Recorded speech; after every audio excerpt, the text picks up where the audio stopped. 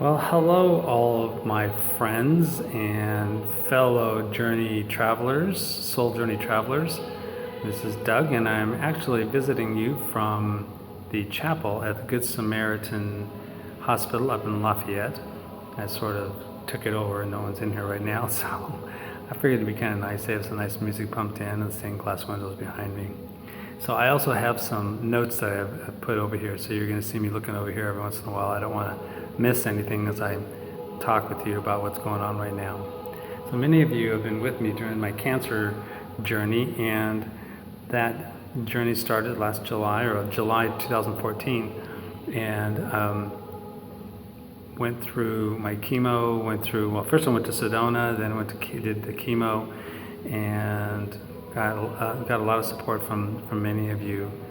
And then in March of 2015, I was declared cancer-free. So that was pretty exciting for me. And really from March through November, I had 2 sets of scans and scopes done, and everything came back clear. They would do a scan to my chest, checking out my lungs and my bladder area. The kind of cancer I have is a small cell carcinoma, which is fairly aggressive from what they tell me. He said it's a nasty little booger, but he does not like chemo and does not like radiation, so usually those will knock it out pretty well. So in this case, something happened last November. I was actually visiting Phil and Bonnie, my brother and his wife. They wanted me to help them sell some of their buddies' nuts up in Maryland, so I went out there to help them out, and we had just a fabulous time. But I did notice on that Saturday and Sunday that I was a little slower talking to customers, not really grasping exactly what they were saying, or I wasn't able to speak to them as clearly as I'm so used to doing. And so I just knew that something was a little bit different. Came back to Denver, and then that next week I had some things going on with a group of people that I was working with through Psi seminars called PLD, and I was in PLD Team 70. We had just a fabulous group. I love those people so much. And so that Friday night we had something called ACT Night, which is our graduation night, and also just a kind of an accepting of each other and congratulating each other for all the work that we put into that coaching that we went through. And they handed out some awards, and one of the awards was Most Inspirational, which is what I received. And they asked me to get up in front of the group and speak about it, and goodness gracious, I couldn't recognize one face, other than really one. I mean, I knew who they were, I just didn't know their names. So I didn't even know what I said. So that was sort of interesting, and I remember talking to a friend of mine, Carrie Rowland, as I was walking out, and I wanted to tell her something, but I just didn't know what to tell her because I didn't know what was wrong. And so we talked about other issues, and so I left. And then that same Sunday I drove down to see Travis, and he definitely noticed that he was able to beat me way too easily in Scrabble. I'm used to winning at least 2 out of 4 games, and he crushed me. So he called his mom that night, or Monday, and told her that there was something definitely wrong.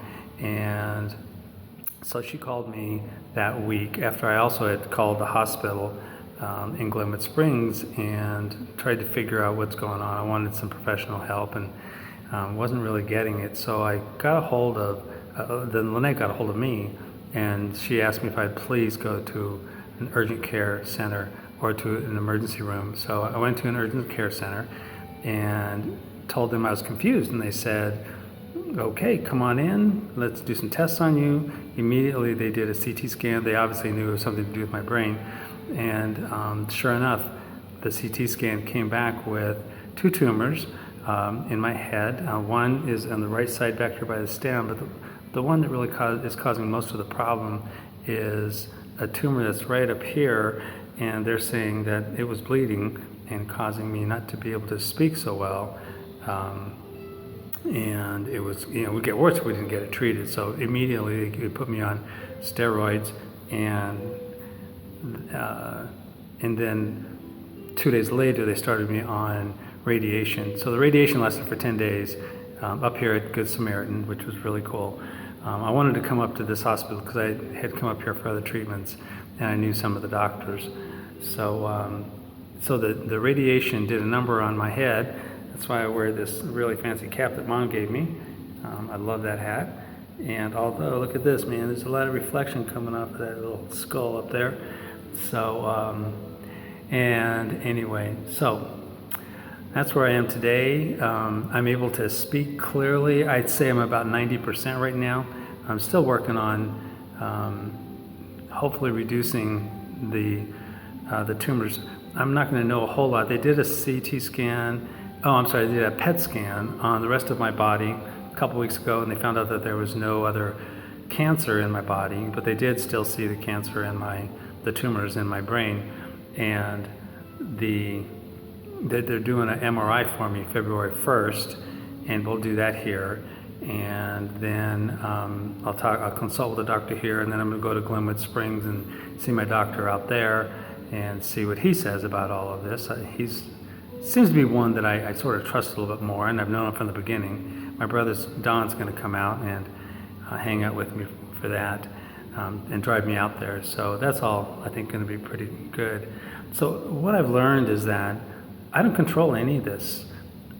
It's in God's hands. It's in the divine's hands. I mean, I can eat better, I can sleep longer, I can get better sleep, I can exercise. All those things I can control. But really and truly, whether I stay on this planet or not, that's not up to me. I think that's up to the divine and to God, and He controls all of it. All I can do is love everyone around me and accept love that you have for me. So I'm kind of pumped about figuring all that out. It just took me a while, and 60 years took me to figure that out. So I have an opportunity for you to support me. A lot of this journey is being about vulnerable and open, and it's still a little hard for me, although I know I need to be open and ask and give you that opportunity to support me.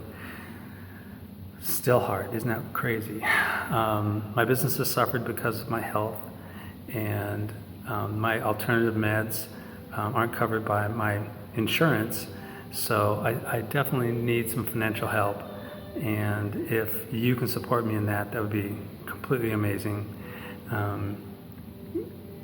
God controls this completely. If it's time for me to move on, then I'm ready. If it's not, then I'm ready to do the work that He has for me to do. I don't think my work is done. I think that there's more to do. So I'm not going to give up. I just I want to be here and talk to groups, talk to them about cancer, talk about being a survivor and thriving in my life, talk to people about taking care of each other.